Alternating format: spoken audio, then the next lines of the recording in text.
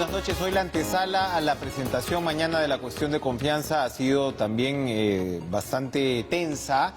Se ha decidido, como hemos visto desde la Comisión de Ética, sancionar a Daniel Salaverry por 120 días. Vamos a ver en qué momento se discute esto en el Pleno. Él ha reaccionado con un duro video contra los parlamentarios de Fuerza Popular, esta fuerza política que además ha visto la renuncia de 2 parlamentarios más.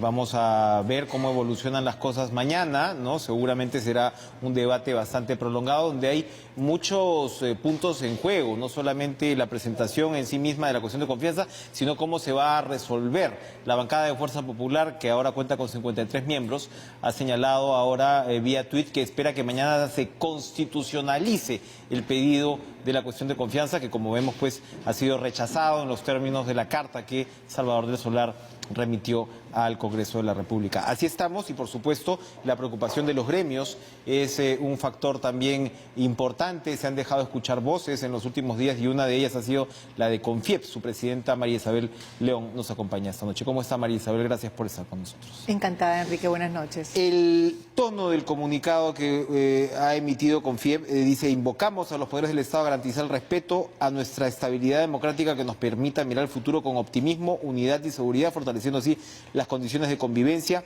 y clima adecuado para el crecimiento y promoción de la inversión privada. Pero antes dice, la reforma política requiere un debate profundo y meditado dentro de un ambiente de serenidad, prudencia, diálogo y tolerancia que debe llevarse a cabo respetando rigurosamente los espacios y mandatos expresados en nuestra Constitución para su aprobación. ¿Esto qué quiere decir? Esto quiere decir que el empresariado está de acuerdo con las reformas, con la necesidad de las reformas, porque uno desde una perspectiva diría, sí, nos imaginamos que el empresariado, así como requiere de estabilidad jurídica, también de estabilidad política. O les preocupa ya que este ambiente de crispación, como se ha repetido la palabra hoy mucho, termine por complicar incluso el panorama económico. Mire, Enrique, a nosotros lo que nos preocupa definitivamente es el ambiente de crispación que existe y de poco diálogo entre los poderes del Estado. Nosotros tenemos un marco constitucional que es el que rige los destinos del país y le da un espacio autónomo a cada uno de los poderes del Estado, al Poder Legislativo, al Poder Ejecutivo y al Poder Judicial. Cada uno tiene sus competencias y tiene sus espacios donde se deben evaluar los temas que les toca evaluar. En el caso de las reformas que el país necesite, nosotros estamos evidentemente de acuerdo en que las cosas, los marcos puedan mejorarse para que la ciudadanía tenga una vida mejor. Una reforma judicial, una reforma política son necesarias, pero no son las únicas que necesitamos. Necesitamos que estos debates se puedan dar en los espacios democráticos que nos marca la Constitución, con la serenidad y con la tranquilidad que la importancia de estos temas requiere. Necesitamos limpiar el país de corrupción, sí, pero necesitamos también a la par que el gobierno siga trabajando por el bien de los peruanos. Necesitamos que se sigan viendo los temas de seguridad, que se sigan atacando los problemas que tiene la población con la educación, con el tema de transporte, con el tema de salud. Entonces no podemos dejar de ver los temas importantes y fundamentales para el país solamente abocándonos a una confrontación entre poderes. ¿Están desatendidos ese día a día? ¿Cree usted que está desatendido? Consideramos que sí, desde el empresariado lo sentimos aún más. Sentimos que hay, digamos, una falta de decisión para ciertos temas que tienen que ver con aspectos económicos. ¿Por ejemplo? Por ejemplo, las demoras en las licencias de proyectos como Tía María, o por ejemplo, algunos retrasos que hay en otros proyectos que no necesariamente están todavía viendo la luz, pero que generan que los inversionistas que están trabajando proyectos de inversión en diferentes espacios se vean frenados porque hay una indecisión o porque hay una sobreregulación o porque hay pedidos burocráticos que exceden, digamos, al marco legal y que no se están solucionando. O sea, estamos aburriendo en muchos casos a los inversionistas que vienen a apostar por el país y que lo que va a ocurrir es que podrían evaluar llevarse esos capitales a otros países y privarnos de un desarrollo que también nosotros merecemos en el país. Entonces, lo que nosotros invocamos es que haya diálogo, que haya una conversación, una comunión entre los poderes del Estado para que se den las reformas que se tengan que dar en los espacios que se deban dar y con el respeto y la madurez que necesitamos como país. Hablaba usted de otras reformas, ¿no?, que también son necesarias, y el ministro Vicente Ceballos de Justicia se refirió ayer que efectivamente podían venir otras reformas y que una de ellas podría jugar en torno a un rol más central del Estado en la actividad económica. Yo he escuchado ya el deslinde que ha hecho el presidente de la República y creo que esto ha sido, esta respuesta ha sido producto de un entusiasmo momentáneo que puede haber tenido el ministro, y espero que así sea y no que sea una política definitivamente que esté en cartera para verse más adelante. ¿Un estatista sería? Definitivamente. ¿Un lapsus Además, estatista? yo creo que ha sido un lapsus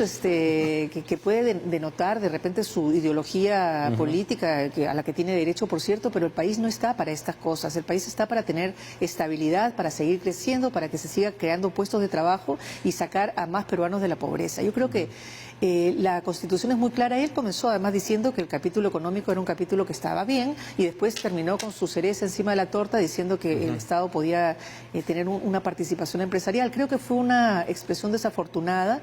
El presidente ya enmendó y yo quiero tener la seguridad de que esto realmente es así, ¿no? En esa línea, ¿qué opinaría la CONFIEP de una proposición como la de la izquierda, que ha anunciado que no dará la cuestión de confianza? Ellos proponen un adelanto de elecciones y proponen, por supuesto, en ese paquete una constituyente. Claro, bueno, la izquierda siempre tiene la idea de que es necesario un nuevo contrato social. Nosotros creemos que la Constitución puede tener algunas mejoras. Estados Unidos tiene una Constitución que tiene 200 años o más de 200 años y se le van haciendo ajustes en lo que se necesite. El capítulo económico no es particularmente un capítulo que nos deba preocupar. Debemos preocuparnos más bien en lograr que los peruanos, en los espacios en los que nos toque trabajar, en la empresa privada, en el Estado, hagamos nuestra labor con ética, con principios y respetando el principio de legalidad. Creo que el día que ocurra esto, las cosas pueden comenzar a cambiar en el país. Usted se ha referido en ese marco de reformas necesarias a una modernización laboral, que en realidad la reforma laboral debe ser una modernización laboral. Sí. Los sindicatos, la Confederación de Trabajadores del Perú, no le han respondido a usted a la CTP que se quiere recortar los derechos laborales, que usted al decir eso en realidad una vez más enmascara, ¿no?, la intención en todo caso gremial de reducir los derechos de los trabajadores. Mire, ¿qué responde? Enrique, en realidad yo participo del Consejo Nacional de Trabajo como presidenta de CONFIEP y en la primera reunión a la que asistí fui acusada con el dedo además de uno de los dirigentes sindicales quien decía que yo había anunciado que íbamos a promover una reforma laboral que los iba a despedir y les iba a causar la reducción de sus beneficios. En ningún momento yo lo reto que me diga dónde lo dije. Yo no he dicho semejante cosa. Lo que he dicho sí es que necesitamos modernizar, para no usar el término reforma laboral que los altera y que los preocupa, modernización laboral. Y les puse un ejemplo muy sencillo. ¿Cómo se traduce esa modernización laboral? Les expliqué ahí en el Consejo Nacional de Trabajo, una propuesta que podría presentar CONFIEP es flexibilizar el tema de los contratos, a tiempo parcial. Actualmente la legislación lo que hace es permitir que una persona a tiempo parcial trabaje en un máximo de 4 horas por día dentro de la jornada laboral de la empresa. ¿Por qué tenemos que estar sujetos a un mandato de esta naturaleza que impida que el trabajador y el empleador se puedan poner de acuerdo en cómo distribuir esa jornada mínima laboral? Podría ser, digamos, que el trabajador requiera, porque quiere estudiar, porque quiere tener un trabajo en otro lugar, trabajar 8 horas o 9 horas o 10 horas en un día y la diferencia en otro día, y podría arreglarlo con su empleador. Eso es flexibilidad, eso es modernidad, eso es vivir en el siglo XXI. Entonces, era un ejemplo de lo que nosotros entendemos como modernidad. O sea, quitarle el corsé de lo establecido, que no se pueda negociar entre las partes para que se pueda hacer. Eso es un ejemplo de muchos otros que se podrían poner. Ahora, yo sí quiero dejar en claro que los sindicatos siempre hablan de despidos masivos. Desde el año 2001, cuando ocurrió la sentencia del Tribunal Constitucional que avaló, digamos, la reposición de trabajadores de Telefónica en lugar del despido arbitrario con el pago de indemnización, lo que generó fue un crecimiento enorme de los trabajos a plazo fijo, de los contratos a plazo fijo. Tenemos que más del 70% de los contratos son hoy a plazo fijo y eso no le genera necesariamente seguridad ni estabilidad a los trabajadores. Estamos hablando de plazos, ¿de qué tipo de plazos? ¿6 meses? Máximo 3 uno meses. puede tener a las personas a plazo fijo por 5 años. Ese es el tope que menciona la ley. Entonces, esta sentencia del Tribunal Constitucional no generó ningún beneficio en realidad, porque lo que ha sucedido es que las empresas prefieren tomar a los empleados bajo esta modalidad. Entonces, ahí también tenemos que dar una mirada para que el trabajo sea protegido. Estamos hablando de la famosa sentencia de la estabilidad laboral absoluta. La del 2001, ¿no? Que es la que ha generado... Lo que ha ocurrido entonces es que proliferan estos contratos a plazo fijo. Pero está aprobado, o sea, el 70% de los contratos son hoy a plazo fijo. Entonces, ese es un tema que distorsiona el mercado laboral y que hay que revisarlo. Por último, Enrique, el mercado de trabajo, las personas que trabajan en el país son más de 16 millones y de ellas el 30% es el que está en el mercado formal. Cuando los sindicatos defienden, cuando dicen los escasos derechos laborales de las personas, de los trabajadores, se están refiriendo exclusivamente a ese 30% de la población. El 70% que está fuera no pareciera que no es de la preocupación de los sindicatos y debiera ser. Nosotros queremos buscar una fórmula desde el sector privado y con el Estado, obviamente, para ver que esta gran masa de personas que no tienen seguro social, que no tienen prestaciones de ningún tipo, las puedan tener. Entonces hay que ser creativos para buscar una solución. No se puede ser, digamos, extremista y solamente hablar de un escaso número de empleados que tienen todos los beneficios laborales. Y dicho además, aclarando que no son escasos los derechos laborales que tienen los empleados o los trabajadores en el Perú. Hacemos una comparación solamente con los países de la Alianza del Pacífico y resulta que los trabajadores del Perú tienen 30 días de vacaciones, en otros países tienen 20 o tienen 6 días en México, tienen, digamos, 2 gratificaciones al año, los demás países tienen una o ninguna. El despido arbitrario implica 1,5 salarios por año de trabajo, en otros países es 1 salario o 0,7 o menos. Nuestro plazo es 12 sueldos, en otros países es 10. Entonces realmente no es que haya una escasa cartera de derechos laborales. Hay ¿Aceptará usted que varias de esas modificaciones serían muy difíciles de introducir en el clima político en el que estamos? Siempre una reforma laboral es compleja. Y ahora mismo, se lo pregunto porque tengo entendido que los gremios iban a presentar esta semana una suerte de matriz económica al gobierno, no sé si eso sigue en pie con todo lo que estamos viviendo, donde me imagino que habrá propuestas también legislativas en torno a ello. ¿Cuál va a ser la tónica de lo que ha pedido la ministra de Trabajo, tanto al sector empleador como al sector sindical, es que presenten sus propuestas para un plan de competitividad que tenga que ver con la política laboral. Entonces, hay que hacerlo, hay que presentar cuáles son esas políticas, cuáles son esas propuestas, cuáles son esas ideas que se tienen para que el Estado pueda recibirlas, pueda consensuarlas y se pueda llegar a un acuerdo que beneficie a las partes. Nosotros vamos a cumplir nuestro mandato, nos han dado esta indicación, nosotros lo vamos a hacer. Esperamos que los sindicatos tengan también la creatividad de presentar algún documento, porque no se trata de ser, digamos, inflexibles y cerrar el diálogo. Hay que abrir el diálogo para buscar las mejores alternativas de que esta gran masa de peruanos que hoy trabaja tengan algunos beneficios de los que goza solamente el 30% de la población. Eso es lo que tenemos que ver, que haya un empleo que tenga mejores condiciones. Eso es buscar una modernización laboral. Para terminar, las perspectivas económicas de este año, según Confiepe, ¿hacia dónde vamos? Bueno, nosotros tenemos la preocupación de ver cómo va a decantar todo este enfrentamiento político que tenemos en el momento. Vamos a ver qué es lo que sucede. Definitivamente pensamos que el crecimiento no va a llegar al 4% pronosticado. Esperamos equivocarnos, pero de acuerdo a lo que vemos en el clima de negocios mezclado con este clima político, las agencias internacionales para los inversores que van a venir les alertan, digamos, de que hay un conflicto acá de un enfrentamiento político. Entonces, realmente todo está como parado. Podemos ver los índices de inversión privada, cómo se han reducido. La percepción que tiene la gente es que no hay muchos trabajos, los precios han subido.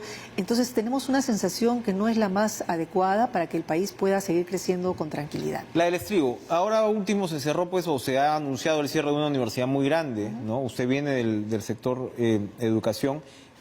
Hemos llegado también a un punto en el cual el promedio, en muchos casos, de mal resultado educativo, ¿le está pasando también factura a la economía? Uno diría también que toda esta precariedad laboral puede tener que ver también con las limitaciones educativas de los últimos años. Sí y no, porque en realidad el servicio educativo, en este caso estamos hablando de las universidades, está compuesto por otros actores adicionales, ¿no? O sea, no solamente la universidad, tenemos institutos, tenemos centros de educación técnico-productiva, tenemos empresas que capacitan a su personal. O sea, acá lo que tenemos que enfocarnos es en tratar de que la población económicamente activa sea más competitiva. Nosotros tenemos aproximadamente el 70% de las personas que trabajan han terminado la educación primaria y la secundaria, o sea, la básica. No han tenido acceso a una educación superior. Entonces, como Estado, tenemos que revisar nuestras políticas también de becas, por ejemplo, para tratar de incluir a más peruanos que no hayan tenido este acceso a la educación, para que lo puedan hacer, pero en formaciones técnicas de corta duración, que es lo que necesitamos en el mercado. Y quitarnos este chip de que solamente la universidad es lo que va a salvar. Se suponía que venía también la reforma, ya está, se supone en marcha la reforma de todo el tema de los institutos, ¿no? Sí, el tema del licenciamiento está abierto, pero está abierto a los próximos 7 años, porque el número de institutos que está, digamos, dentro del listado del Ministerio para poder licenciar llega a los 1000. De esos 1000 hay varios que no están operativos, que seguramente los van a ir limpiando en el camino, pero es una reforma que va a tomar su tiempo. Y no es es crucial, inmediata. por lo que usted Es muy importante. me está diciendo. Y más importante... Tanto o más que la universitaria en términos, digo, para el efecto en el mercado, ¿no? Yo creo que lo que tenemos que hacer, más allá de que a uno lo fiscalicen para que haga lo correcto, me supervisen para ver si estoy haciendo lo que yo digo que tengo que hacer, es recuperar valores, Enrique. Yo creo que como sociedad tenemos que hacer todo lo posible desde todas las posiciones que tenemos en el Estado, el gobierno, la academia, las empresas, de tratar de que las personas recuperen valores, cumplan con el principio de legalidad y recuperen sensibilidad. Si no recuperamos estas 3 cosas, yo veo muy difícil que cualquier reforma pueda cambiar nuestra visión de hacer un país mejor. Hoy, para un ejemplo, ¿no? Hoy hemos visto este accidente espantoso donde se han atropellado a 6 criaturas por hacer un giro prohibido, ¿no? Por supuesto, la señora parece que está con el teléfono ahí, pero estamos haciendo agua al respecto. La CONFIEP está preparando campañas alrededor del tema de valores.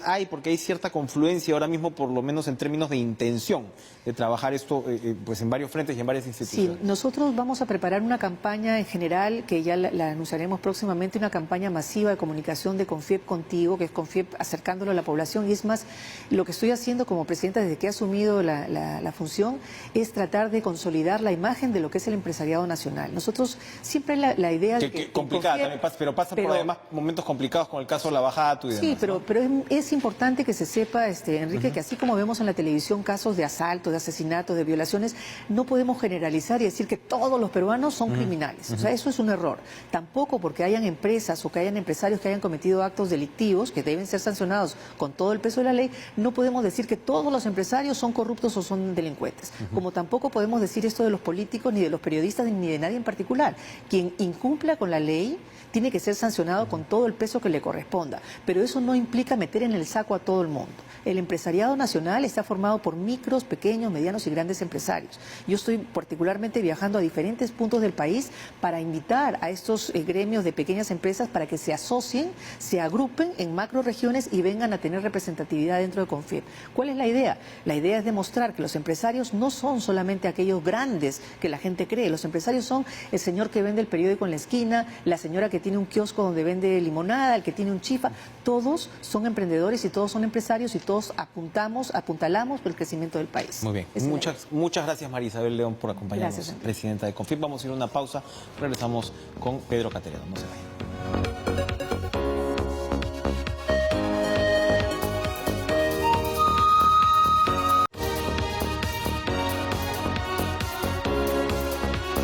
Hoy la Comisión de Constitución también tuvo una sesión accidentada porque se invitó a un grupo de constitucionalistas para revisar, digamos, los detalles constitucionales de la propuesta de cuestión de confianza y congresistas propusieron, Gino Costa propuso que en aras de la diversidad se invitara también pues a Pedro Cateriano, David Lobatón, Omar Cairo. Esto no se dio y en respuesta...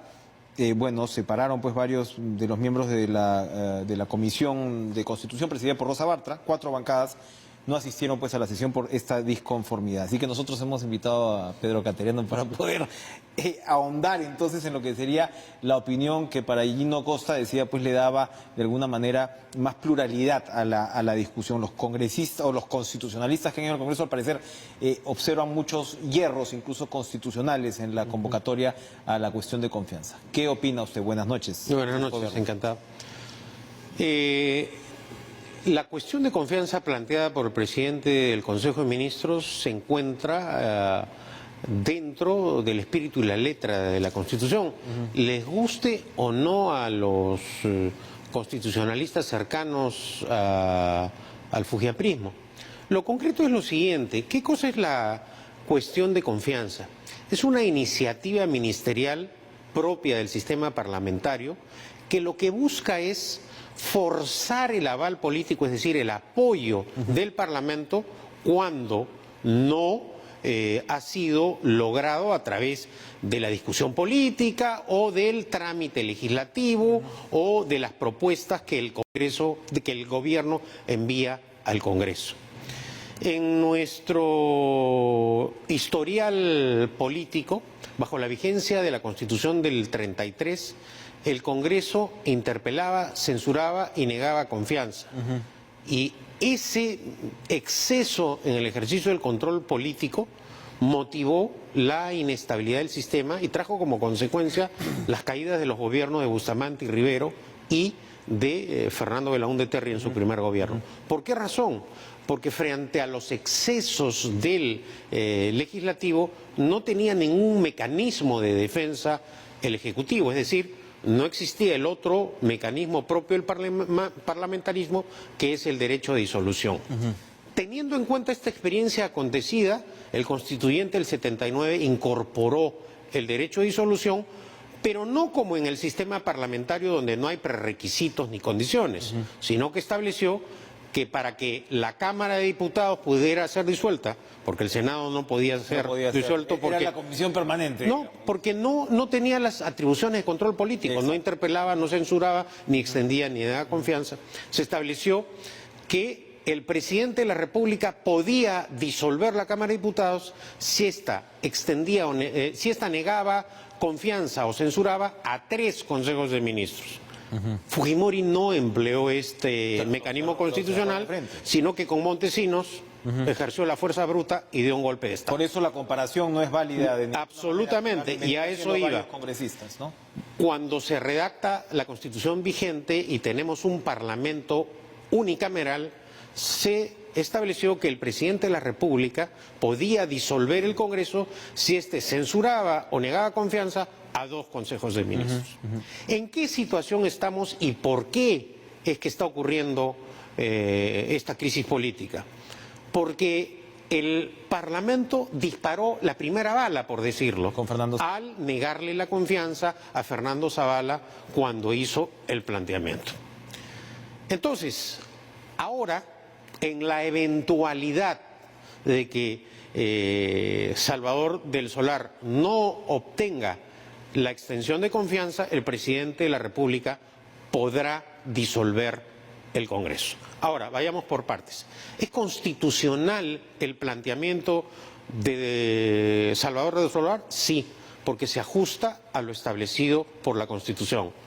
¿El presidente puede presentar proyectos de reforma constitucional? Sí puede presentar proyectos de reforma constitucional. El artículo 206, en su segundo párrafo, lo señala muy claramente. La iniciativa de reforma constitucional corresponde al presidente de la República con aprobación del Consejo de Ministros. Entonces, no podemos confundir o intentar confundir a la opinión pública por el hecho de que una vez que aprueba el Congreso una reforma constitucional, no la puede observar. Ese es otro procedimiento. Pero la iniciativa de presentación la tiene el presidente. La tiene de una manera clara, como lo acabo de leer. Acá no hay problema de interpretación, de duda, que va a amenazar el sistema democrático, que va a presionar al Congreso. No. Es más, si el presidente Vizcarra y el presidente del Consejo de Ministros hubiesen tomado la decisión de, además de hacer cuestión de confianza, convocar a una legislatura extraordinaria, lo hubiesen podido hacer, porque la Constitución les otorga esas atribuciones. El ejercicio regular de un derecho, de una atribución, de una facultad, no puede ser interpretado como una amenaza.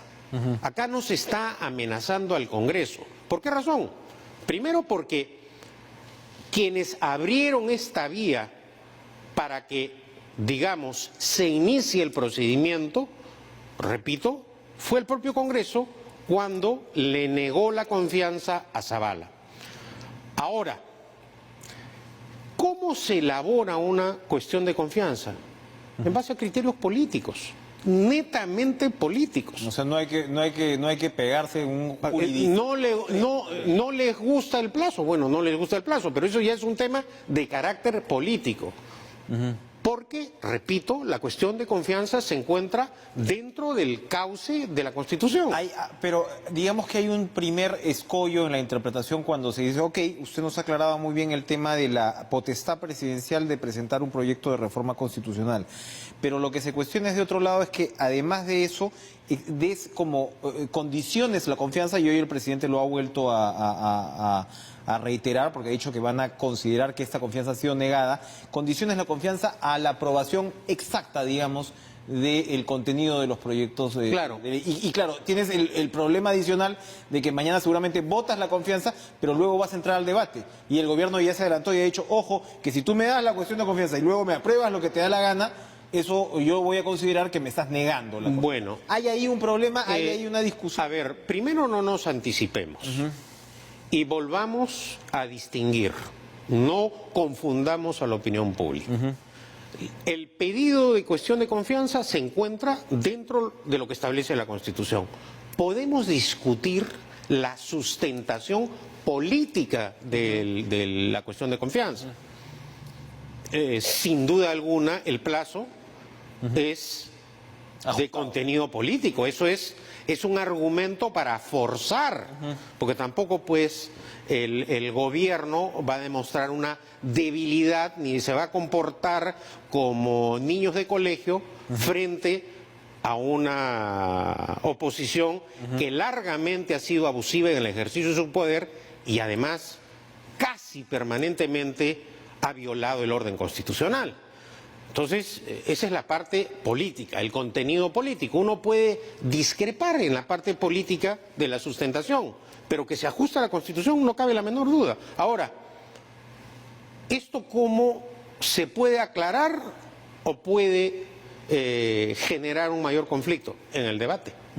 Y para eso es la cuestión de confianza, porque el presidente del Consejo de Ministros va a concurrir con todo su gabinete, va a sustentar políticamente el argumento de su cuestión de confianza y luego de ese debate se retira para que los parlamentarios voten, es decir, le extiendan la confianza al presidente del Solar o se la nieguen. Ahora es interesante que esto eventualmente llegue a un punto en el cual podrías, de un lado,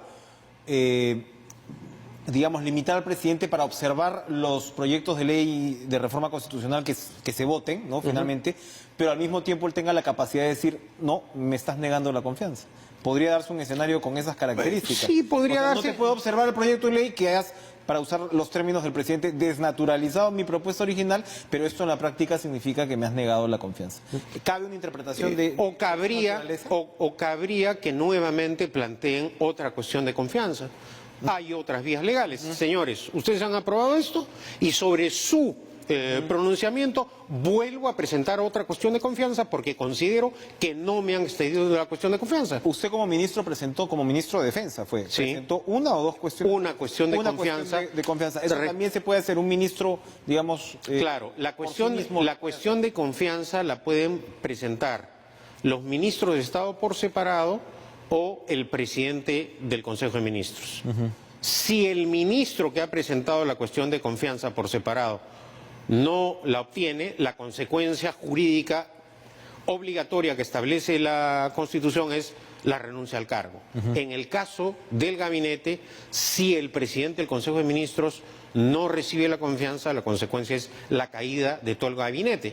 Por eso hay crisis total. Eso no ocurre en el caso de los ministros sueltos, por decirlo. Exacto, por separado. Ahora, el otro tema ahí es, en el debate mañana entonces se podría, por ejemplo, ajustar el plazo propuesto inicialmente por el Ejecutivo para llegar a un acuerdo y aprobar eventualmente la confianza. Esto podría... Eso lo podría plantear el propio presidente del Consejo de Ministros. ¿Qué nos dice las decisiones ahora mismo de Fuerza Popular que ha aprobado la sanción a Daniel Salaverry por 120 días justo en este momento? Cuando Daniel Salaverry había dicho que además mañana se iba a discutir el tema de la reconformación de las comisiones. ¿Puede pasar algo antes de votar la cuestión de confianza que, por ejemplo, pues termine pues en esta sanción de 120 días para Salaverry, que se confirme esto en el Pleno? ¿Puede ocurrir algún evento de esta naturaleza mañana mismo? Bueno, en alguna oportunidad lo he dicho acá, Enrique, hasta ahora esperamos el audio o el video que decía Salaverry que tenía de Pedro Pablo Kuczynski con Mamani, en donde supuestamente Mamani estaba negociando su... Eso lo ofreció Salaverry. Eso lo ofreció y hasta ahora no cumple, ¿no? Y además esa transformación de aprista fujimorista, la verdad... Pero en fin... de aprista a fujimorista y de fujimorista a antifujimorista, sí. En todo caso... Bueno, en todo caso... A ver, el fujiaprismo hace uso de su poder hasta el final. Y con esto está demostrando claramente que ejerce ese poder para otros fines que no necesariamente son de interés nacional. La grave inestabilidad política del país es consecuencia fundamentalmente del obstruccionismo permanente desde que hubo el cambio de gobierno, bajo la presidencia de Kuczynski y bajo la presidencia del presidente Vizcarra. El presidente Vizcarra sabe cómo actúan los fujiapristas. Tiene la experiencia muy cercana de su antecesor. La ha visto. La ha visto, ¿no? Entonces, la fiesta. y los fujiapristas parece que no tienen propósito de enmienda. Estos hechos, este hackeo final a Salaverry, estos intentos de mantener a como dé lugar la composición del Parlamento para seguir ejerciendo, de las comisiones en el Parlamento para seguir ejerciendo su poder, aparentemente demuestran que tienen el control. Pero hoy día también han ocurrido 2 renuncias en Fuerza Popular. Nelly Cuadros y Villavicencio. Entonces vamos a ver qué cosa es lo que va a suceder mañana. Pero lo que está claramente probado es que la respuesta del presidente Vizcarra ha sido consecuencia también de una campaña de demolición del fujiaprismo. Y son hechos objetivos. Yo en la mañana, cuando a veces uno revisa las declaraciones de los fujimoristas, dan risa, ¿no? Pero si nosotros recordamos lo que han sido las primeras páginas. Mira, Enrique, lo que ha sido una primera página, por ejemplo, de hace algunas semanas. PPK, Vizcarra y Arauz resultaron ser los cuellos blancos de Choquehuanca, dijo Galarreta, ¿no? Es una primera plana en Correo. Pero por decir que ha sido una campaña sostenida.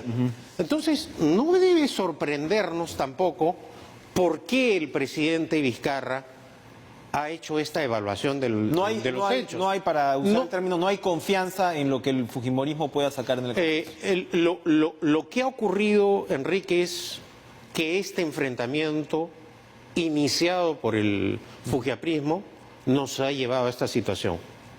No podemos hablar de golpe de Estado, ¿por qué razón? Porque en la eventualidad de la negación de confianza, el presidente Vizcarra está obligado en el decreto de disolución a fijar la fecha de las elecciones. No sería pues una disolución a la fuerza bruta como la de Fujimori y Montesinos, porque en ese caso, ¿quién sería el dirimente de este conflicto entre los poderes del Estado? El pueblo, a través de elecciones libres y democráticas. ¿Y cómo daría la razón? Si le otorga en esa votación la misma cantidad de parlamentarios o más al fujiaprismo, sin duda alguna tendría la razón el fujiaprismo. Pero si consolida otra mayoría parlamentaria que haga viable el final de este gobierno, no hay que olvidar tampoco los compromisos. ¿Usted observa con simpatía la posibilidad entonces de cierre constitucional del Congreso y nuevas elecciones? Yo no observo con simpatía, porque salvando las distancias y los contextos políticos, a mí me tocó una situación compleja. También se evaluó la oportunidad de disolver el Congreso. Creo que una disolución trae como consecuencia una mayor tensión política y también inestabilidad. Y se dice mucho lo que haría la Comisión Permanente durante los 4 meses. Que el presidente gobernaría por decreto. Pero hemos llegado a una situación que tampoco el país puede continuar en este enfrentamiento permanente. Y si no hay salida, si el Congreso no cede y el gobierno no cede, alguien tiene que resolverlo.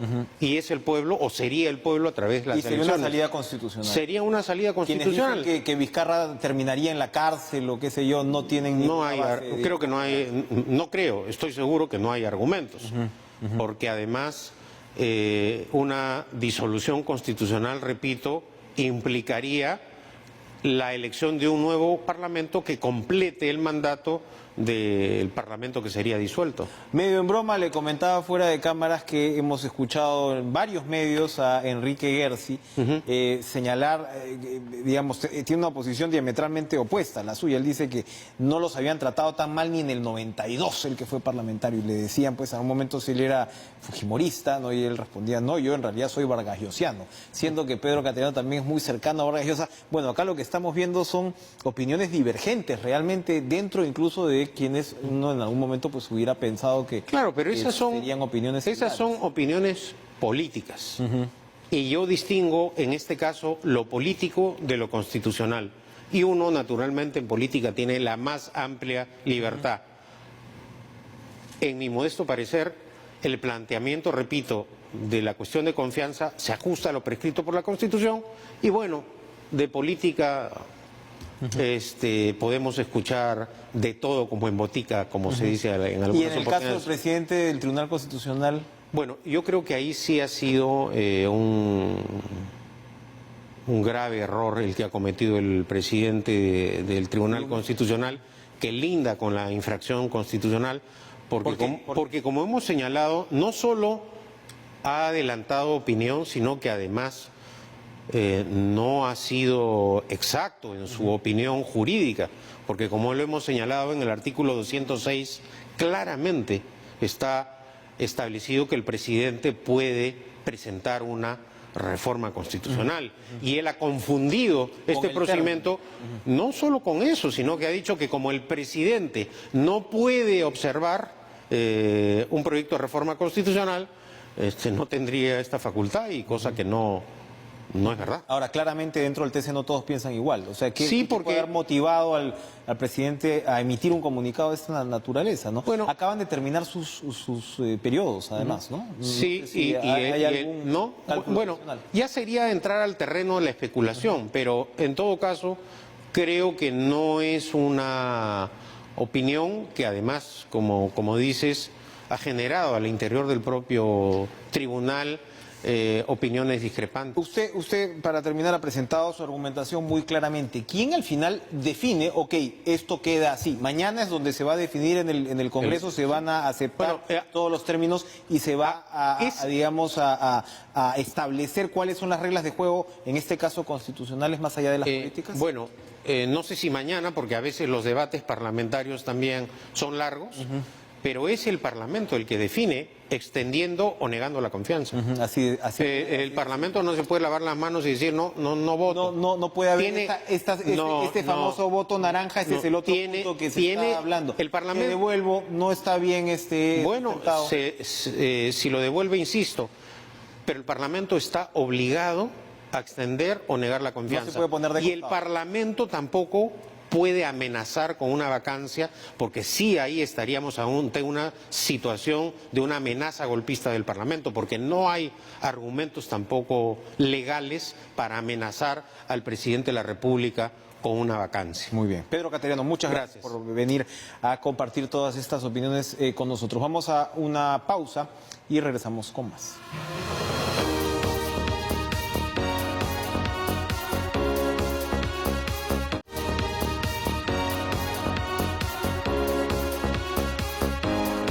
El ex parlamentario Raúl Castro, jurista, por supuesto, nos acompaña esta noche también para conversar sobre los detalles de la reforma política. Pero antes, Raúl, un gusto verlo después de un tiempo. Gracias. Conversábamos sobre el fallecimiento de Javier Barredas, ¿no? Que yo sé era, pues, usted lo conoció bien al exministro, ¿no? Apenas, pues, 52 años, lamentable, ¿no? Un infarto, ¿no? Terminó con su vida de manera inesperada, pero claro, él había sido, le comentaba, intervenido hace poco precisamente del corazón, ¿no? ¿Cómo lo recuerda? Gracias, Enrique. Buenas noches. Buenas noches. Bueno, sí, antes que nada un pesar a sus familiares, ¿no? A sus amigos, entre los cuales me incluyo. Una pena realmente, un joven valor político formado en el partido aprista, separado, yo creo, momentáneamente del APRA. Creo que era una de las personas que pensaba regresar al partido y seguramente hubiera hecho un gran papel ahora que ya García no está, ¿no? La verdad es que es una pena, una persona muy proactiva, propositiva, siempre de buen carácter, con una alta disposición para la buena política. Es una lástima. Así es, una muy mala noticia. Sí. En medio de este mar complicado de malas noticias en el que nos movemos últimamente. Este desorden generalizado de la política, ¿no? La política se ha convertido en una actividad totalmente desordenada, que pareciera que no tiene rumbo. Y conversaba con Pedro Cateriano acá en la sala, conversaba de que se mantiene a pesar de todo la estabilidad económica, los ratings y los índices económicos para el Perú siguen siendo buenos a pesar de todo, pero lo que no está funcionando es la estabilidad política, ¿no? Entonces, esto es un tema, lo explica muy bien Roberto Abusada en un artículo magnífico hace pocos días, pero es una constante en la historia del Perú, la inestabilidad política. Si nosotros lo revisamos, la historia, siempre lo que ha fallado es la política. El objetivo de la reforma política, porque al final, un poco en medio de la cuestión de confianza se va perdiendo el fondo de esta situación. Exactamente, ¿no? así es. Que si cierras el Congreso, lo discutíamos con Cateriano, ¿no? Que si es constitucional o no la cuestión de confianza y demás, pero en realidad lo que está en el fondo y ha sido pues planteado como una necesidad, no ahora, esto no es una iniciativa pues vizcarrista, como decía, conversaba en un evento hace algunos días, ¿no? O ahora dicen vizcarrista o vizcarrato. Esto tiene antecedentes y de una necesidad muy clara, incluso formulados por organismos como la Unión Europea hace 2 o 3 elecciones, es decir, oye, ustedes tienen un sistema político que no está caminando.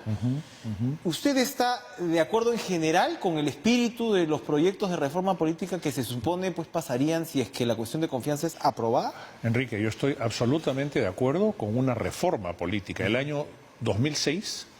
yo presenté 14 proyectos de ley, incluidos la reforma constitucional, que eran una visión integral de la reforma del Estado y de la reforma política que el país necesitaba. Era absolutamente consciente que el país no iba a caminar y que el sistema político estaba en un proceso de degradación permanente.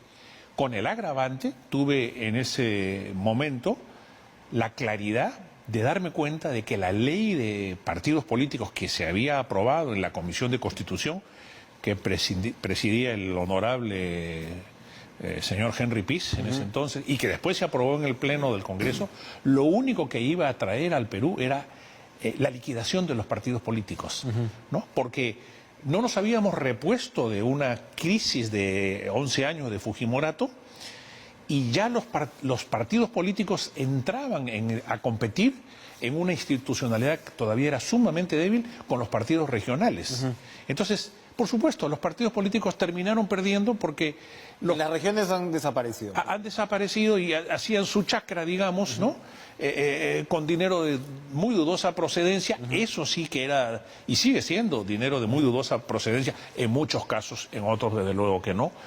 Pero eso terminó de liquidar. El closet de la corrupción regional ni siquiera lo hemos abierto. Ni siquiera lo hemos abierto, ¿no? Además, un proceso de regionalización muy mal pensado. Yo recuerdo cuando, estando en el PPC, siendo todavía vicepresidente del partido, se le propuso al señor Toledo, presidente en ese entonces, hacer un ensayo con una región piloto, ¿no? Pero él, en búsqueda del aplauso y del populismo, regionalizó. Y nos llevó a la departamentalización de la regionalización, que ha sido un desastre para el Perú. ¿No? La cantidad de dinero que el país ha perdido en este proceso de regionalización, mal conducido, para lo cual no estábamos preparados, además, ha sido nefasto, incluyendo la liquidación de los partidos políticos, ¿no? Que además han tenido sus propios problemas también, ¿no? Por supuesto. Pero digamos, estos proyectos de ley rescatan en esencia, para usar otro de los términos que también se está utilizando en estos días, de lo que debería ser una... Yo creo que se aproximan al tema de fondo, pero yo creo que no se debe hablar de esencia. Creo que el Congreso tiene que tener la más absoluta libertad, y yo estoy de acuerdo en que se inviten a expertos.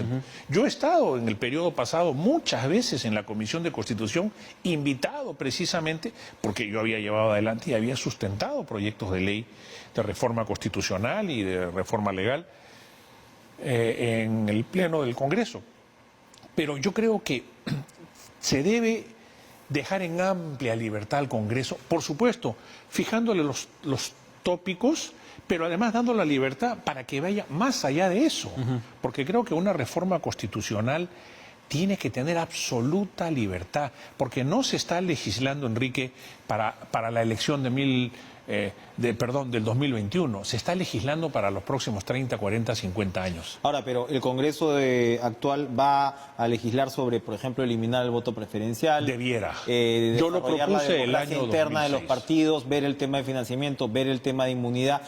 Sobre el tema de financiamiento ya hay una norma aprobada el año 2018, en diciembre, una de las últimas normas que se aprobó en la legislatura pasada, fue precisamente una ley sobre financiamiento ilegal y modificación de artículos en el Código Penal. Esa ley, por alguna razón, no ha sido enviada al Ejecutivo. O sea, la autógrafa está lista para ser enviada al Ejecutivo, pero por alguna razón el presidente del Congreso la ha retenido. De manera que, por ejemplo, esa es una tarea cumplida. Entonces, estando esa ley, ya lista para ser enviada y no habiendo sido enviada, mal podría el actual Congreso abocarse nuevamente a debatir y generar una fórmula legal de un proyecto cuya ley ya ha sido aprobada por el Congreso, en el Pleno del Congreso. Pero entonces, ¿usted sí cree que se debería desarrollar un ambiente de debate en el cual el Congreso tenga el espacio para incluso modificar y es hasta cierto punto? Es más, a mí me da mucha pena porque yo creo que la principal reforma política es la bicameralidad. Quiero contarte una anécdota, Enrique. El día de la primera vuelta en que se supo que el señor Kuczynski y la señora Keiko Fujimori pasaban a la segunda vuelta, en una entrevista en un medio me preguntaron cuál debería ser la primera tarea que emprenda la señora Keiko Fujimori si es que gana o si es que tiene mayoría en el Congreso. Y yo le dije a la persona que me entrevistaba, le dije, crear el Congreso, el Senado de la República y restituir la bicameralidad. Parece que no entendió la respuesta. Dijo, pero ¿cómo va a ser eso? Tiene que abocarse a la anemia, tiene que abocarse a la... ¿no? Le dije, mire usted, si no se restituye la bicameralidad y el fujimorismo sigue encerrado entre cuatro paredes, con este pensamiento de que porque el padre hizo la unicameralidad para tener el dominio absoluto del Congreso, no se restituye esto, todo el peso de la mala gestión que pueda hacer su grupo político, que no está fogueado, o que pueda ser consecuencia de un enfrentamiento con el Ejecutivo que se veía venir, con el señor Kuczynski, lo va a asumir Fuerza Popular. Dicho y hecho. Dicho y hecho. Pero no había que ser muy perspicaz para entender que eso es lo que iba a pasar. Pero efectivamente, cuando el gobierno, a mi parecer, digamos, finalmente prima, ¿no?, el tema de, bueno, me traicionaron, yo ahora me voy en contra de la bicameralidad.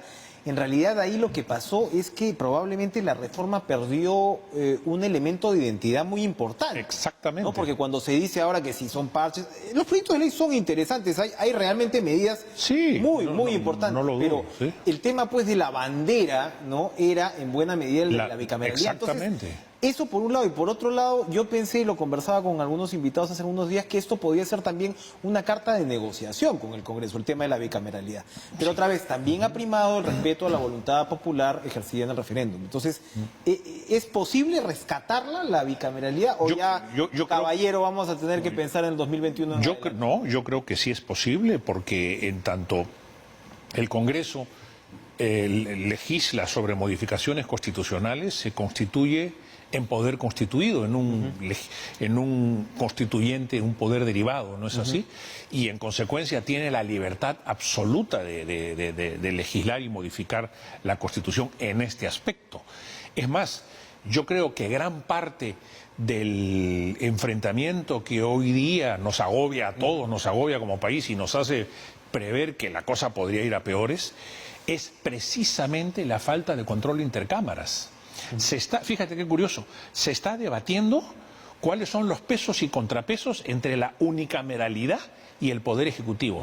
Pero no nos estamos dando cuenta que el primer control de la Cámara de Diputados debería ser la Cámara de Senadores. Que es la que aquilata las decisiones. Que es así es, ¿no? Y la que sopesa, reflexiona, modera, morigera, y produce una digamos, ampliación de la discusión, no segmentada solamente a los aspectos, digamos, regionalistas, o por otro lado, absolutamente políticos, ¿no? Porque la Cámara de Diputados es una Cámara absolutamente ¿Cómo política. volver a presentarla para cerrar el tema de la bicameral? No, yo creo que si hay un proyecto de ley, que los hay en el Congreso de la República, la Comisión de Constitución debería abocarse, ¿no? Y podría ser parte incluso de este paquete de reformas. Usted fue miembro 2 veces de la Comisión Evaluadora de los candidatos a miembros del Tribunal Constitucional. Correcto. El plazo me parece que ha vencido hoy. Hoy día vence ¿no? el plazo. Hoy sí. ha vencido Sí. el plazo de los Sí. miembros, excepto el del señor Ferrero. Que es Claro. el único que... Don Augusto Ferrero fue el último de los nombrados y por lo tanto todavía tiene techo, ¿no? Pero, y entonces, claro, llega esta discusión en el momento en el cual el señor Blume opina sobre la constitucionalidad o no, la señora Ledesma opina en términos contrarios. Sé que hay otros magistrados que también tienen distintas opiniones y bueno, está tenso el Tribunal Constitucional. ¿Qué puede ocurrir? Porque claro, el Congreso en cualquier momento puede traer a sus reemplazos. No hay todavía candidatos a la lista. El procedimiento es el siguiente. Y en eso yo efectivamente he participado en la recomposición del Tribunal Constitucional y creo que no lo hicimos tan mal. La prueba es que el Tribunal Constitucional, con también problemas como todas las instituciones en el Perú, se ha sabido mantener en medio de todo. Así es. Por encima de las tormentas, ¿no? Pero el procedimiento es el siguiente: se tiene que nombrar por el Pleno una comisión seleccionadora de candidatos a las plazas vacantes del Tribunal Constitucional. El tema ahora es bien delicado, Enrique, porque ahora no se van a nombrar 2, 3, se van a nombrar 6 de 7. Quiere decir de que en este momento la proporcionalidad en el Congreso es muy importante para elegir a los miembros del Tribunal Constitucional. De manera tal, en el Congreso todo es proporcional.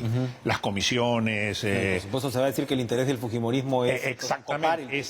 Bueno, para empezar, estando a la comunicación del Tribunal Constitucional, del presidente, dirigida ya en el mes de marzo al Congreso, avisando que vencía el plazo y que por favor se nombre una comisión que se encargue de este proceso de selección, el Congreso no ha dicho nada. Hoy día vence el plazo, mañana están fuera de plazo, obviamente no pueden hacer abandono del cargo, que hay un principio de continuidad, pero el Congreso no ha tomado cartas en el asunto. Y entonces eso es sumamente grave. Creo que también eso obedece a un cálculo político, ¿no? Se está hablando de la recomposición de las comisiones, cosa que está absolutamente fuera del reglamento, porque las comisiones se nombran al inicio del periodo y van por todo el periodo legislativo. Su interpretación de ninguna manera se puede cambiar en medio porque exactamente, porque de la legislatura. Imagínate si hay varias recomposiciones en un periodo legislativo, tendríamos que cambiar las comisiones a cada momento. O sea, eso es perder estabilidad completa. No, además, yo creo que el fallo del Tribunal Constitucional que permitió esta fragmentación o que de alguna manera no condenó la fragmentación de las bancadas, creo que ha tenido como consecuencia esto que estamos viendo hoy día en el Congreso. Claro, y Salaverry saca como carta de último minuto también el tema de la reconformación de las comisiones y le responden con lo que le han respondido ahora. Exactamente, Entonces ¿no? Ya el tema se vuelve mucho... Yo creo que el cálculo político ahí se agrava por esto que tú muy inteligentemente acabas de mencionar, que es el tema del nombramiento de los miembros del Tribunal Constitucional, porque recordemos que son 7 miembros para un periodo de 5 años. Y recordemos que el Tribunal Constitucional, nos guste o no la frase, sigue siendo el supremo intérprete de la Constitución y de la ley. Y sigue dirimiendo una serie de temas que tienen una trascendencia vital para la vida nacional. El supremo intérprete en medio o bajo fuego. Gracias a Raúl Castro Estañaro por acompañarnos esta noche en Cara a Cara. Se nos ha terminado el tiempo. Nos vemos mañana. Sigan ustedes en la señal de TVP.